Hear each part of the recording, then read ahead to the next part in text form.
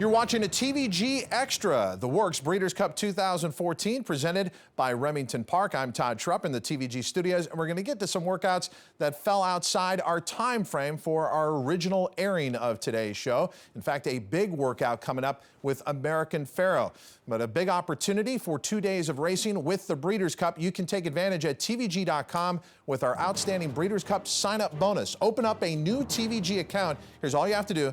Bet $200, you get $150. Friday, October 31st, Saturday, November 1st, must-play days in thoroughbred racing, and you can do it at tvg.com as a new TVG account holder. Take advantage of the Breeders' Cup sign-up bonus. If not for the Breeders' Cup Classic, this race, the Breeders' Cup Juvenile, would be the most anticipated matchups of, yes, all of the Grade 1 races over the 2 days. Think of these three names. American Pharoah, who's been untouchable in 2 Grade 1 races in California. Carpe Diem, who was sensational at Keeneland last out, and then prior to that, and his maiden win. And Daredevil, who was huge in the Champagne. Let's start with American Pharoah. We mentioned American Pharoah will be working out today, but we're going to go back to the workout on October 20th at Santa Anita. 5 furlongs with Martin Garcia aboard. Yeah, he breaks off in front of a workmate called Front Range. She's a 3-year-old filly, 2 for 6 lifetime. And we kind of talked about this earlier in the week, you know, replicating his running style in the afternoon. He's a front runner. He likes to be on the lead, and that's what they're doing here in the workout. Yeah, and this is a happy horse. You can see as he goes into the turn with his ears pricked, just waiting for the rider to tell him what to do. But he's going to have to overcome 2 stats that go against him right now. Ahmed Zayat, 20 starts in the Breeders' Cup, never had a first, second, or a third. And Bob Baffert has won the front runner, formerly known as the Norfolk, 7 times and has never parlayed one of those wins into a win in the Breeders' Cup Juvenile. It might change here, though, Tom, with this. This is I a think very there's good a great work, right? chance of that happening. American Pharoah really works well here. Look at the stride on American Pharoah without being asked. It's massive. Look at the ears on American Pharoah, just waiting for command, and look at the rider's hands doing absolutely nothing. He is gobbling up ground, gallops out well. Everything goes well with this work. Very, very impressive. A horse that you might consider keying on in this specific race. Watching him gallop out here, he's going to make a little slight mental error. He doesn't want to really make this turn well. He's going to move him over to that, but that's more mental than anything else. I forgive that. A. And not just mental, that's a green move from a 2-year-old. Right. Field of 12 other horses going into that first 200 in a race. That horse won't make that mistake. He'll have Absolutely racing not. on his mind. That's a tremendous workout. I feel that we keep saying these workouts are tremendous, but would you guys, you've done the work show now for several years, would you agree that as a group that we've seen some of the best workouts this year that we've seen in quite some time, as a collective group? I definitely think so. And there's sometimes the subtle work that stands out from the rest. And I think American Pharoah's work is one of those subtle-looking works, which all very, very good, obviously, but it stands out from the rest of them. And it also shows that we have a solid group of horses coming into this year's Breeders' Cup. Yeah, that is exactly. a live look out to Santa Anita. Absolutely picture-perfect day out there with the San Gabriel Mountains in the background. And on-site is Joaquin Jaime. Joaquin, we just watched American Pharoah's workout from nearly a week ago. We'll be going here shortly. What are they going to do with American Pharoah? Well, the tractors are still on the track right now. They're just carrying it. They're about the 16th hole. American Pharoah has just left the barn area for Bob Baffert. He'll be working 5/8 in company. He won't be in front during this work like last time, just like we saw from Byron earlier today.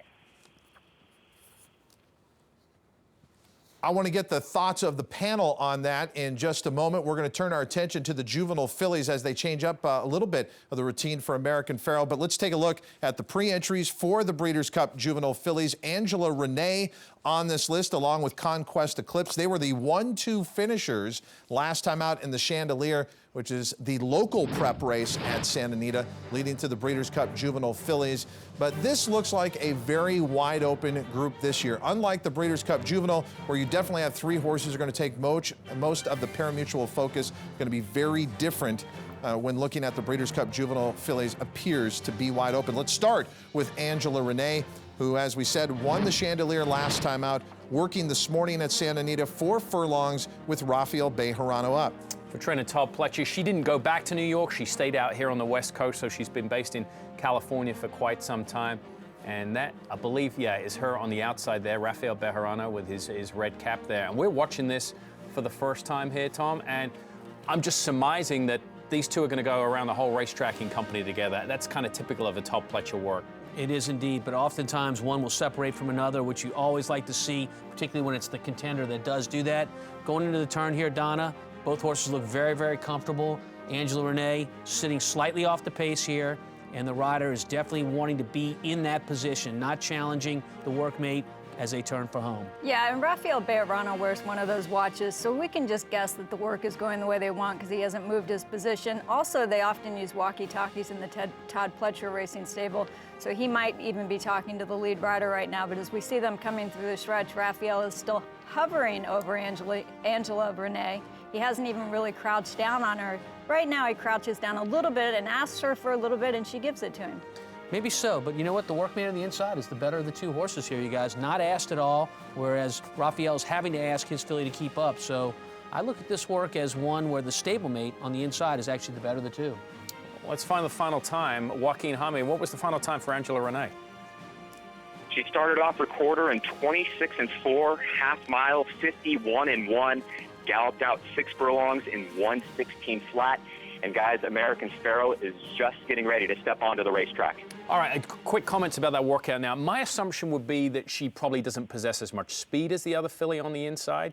You know, you look at her running style, she's a two-term filly that comes from off the pace. Maybe that horse just a little quicker, got more speed. But when you're going opening quarter in a very slow 26.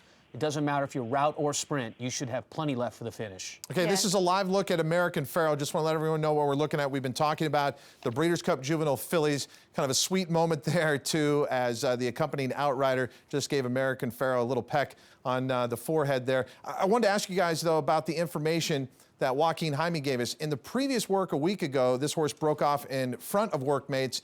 It's going to be different today. And, you know, first of all, the change in tactics here for this workout, your opinion of that. And it would seem like it would be necessary because you don't know where you're going to draw post position-wise in a race like this. And you're probably going to have dirt kicked in your face, something American Pharoah hasn't seen in 2 dominating wins, essentially. That's exactly right. And we saw this pattern with Bayern. Did the same thing last week, worked in front, and then this week he came from off the pace.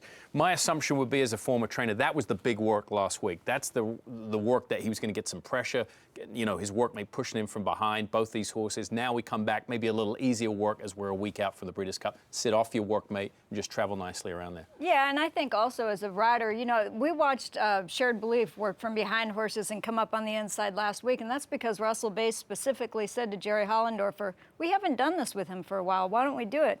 And so with American Pharoah, the riders might be saying too, like, look, we already know he can go in front and hold position, but how's he going to do it if we have to come from off the pace? Let's test him a little bit. And the other point would be that in a race like this, as these 2-year-olds are starting to make the transition from sprint to route, you're going to get a lot of pace in this race. There's going to be a lot of pace that goes on in this kind of race. American Pharoah is not necessarily going to get that comfortable lead position under a pace that he's comfortable with. So you have to be versatile to win these races. Carpe Diem, another one, just like American Pharoah, a standout, but one that wants to be prominent early. They need to learn to relax or they're going to have a problem in this race. This is American Pharoah warming up. And Tom, looking at these two works, you know, a horse that's been on the lead and now taken back, it underscores how tactical Bob Baffert is and any trainer. We don't just put horses out there and tell them to work. There is method behind the madness. There's an absolute reason. There's a game plan why he's making these moves leading up to a race like this. Well, you know as well as I do that anytime you're getting a horse ready to run, there's a game plan involved. And each day, whether it's a gallop day or a work day,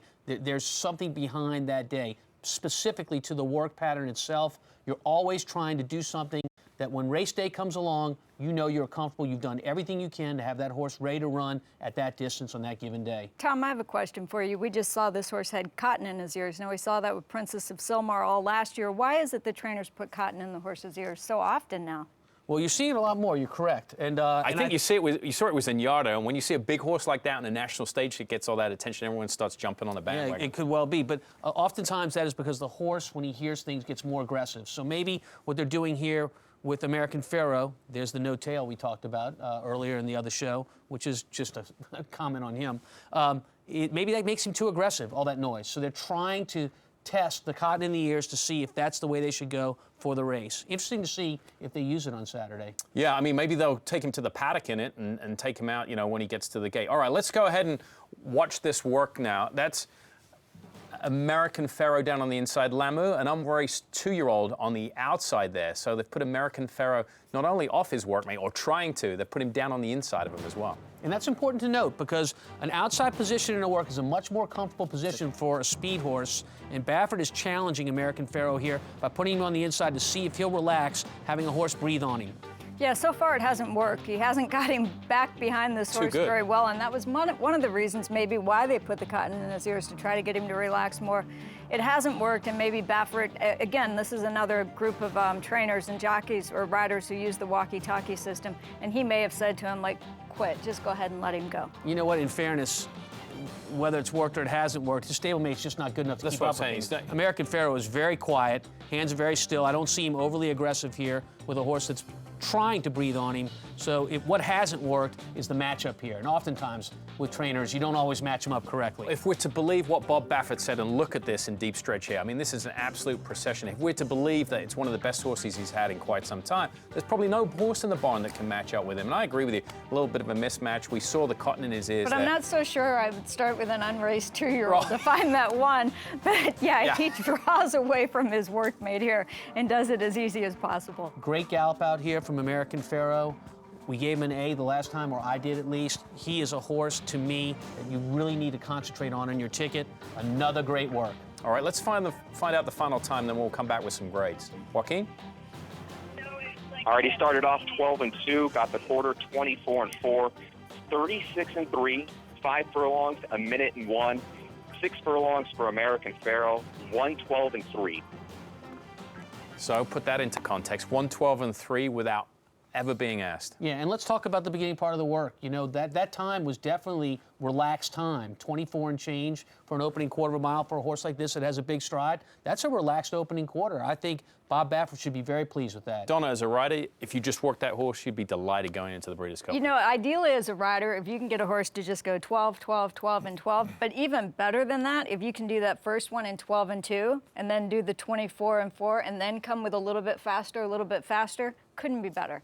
Absolute picture-perfect work. Consensus selection here. I mean, American Pharoah, we've yet to see Carpe Diem or Daredevil, Todd, the big two for trainer Todd Pletcher, but so far, American Pharoah has impressed in both his workouts. Outstanding. And big news earlier this week regarding Daredevil, as Windstar, a big supporter of TVG, bought half interest in him. So they've got great representation with a connection, obviously, to Carpe Diem, Daredevil. But maybe this race belongs to American Pharoah. What a showdown in the Breeders' Cup Juvenile. You do not want to miss it. You can play it at TVG.com. Let's go back to the Breeders' Cup Juvenile fillies. And I know a workout that our crew has been excited to show you. I'm talking about our analysts here, and that is Conquest Eclipse on Friday. Conquest Eclipse, we were talking about, second in the Chandelier to Angela Renee, but did work on Friday at Santa Anita, a half mile. Jason Hoyt up.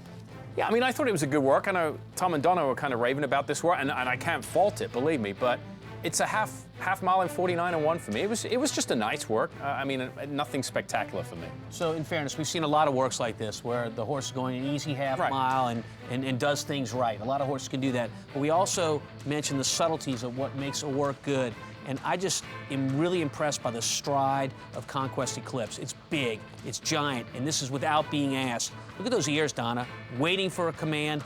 This is a horse that caught my eye based on stride and look. Right, and what impresses me is that she's a 2-year-old filly working by herself. She's lightly raced. She's only had 3 starts so far, and she is doing this all well within herself and being very, very responsive and attentive to the rider on top of her, and that's what I like to see from a really young horse like this, and I don't expect it from a 2-year-old. And I love seeing when a horse comes to the wire, those ears starting to move around, saying, hey, when are you going to let me run, because I am ready to do it. But she still has to gain a couple of lengths on Angela Renee, who, as Todd alluded to, beat her last time out in the Chandelier. Yeah, good point there, but looks well coming into this. Conquest Eclipse, half mile and 49-1. All right, so ho-hum for Simon, a little bit more excitement from Donna and Tom, and we have more excitement for you with the works. Breeders' Cup 2014 presented by Remington Park. Our final show is coming up on Monday, and look for that at 8 a.m. Pacific time, 11 a.m. Eastern. And don't forget, our TVG Extra of the Breeders' Cup 2014 can be found on the TVG YouTube channel. I'm Todd Schrupp for our works crew. Until next time, may all your photo finishes be winning. Watch.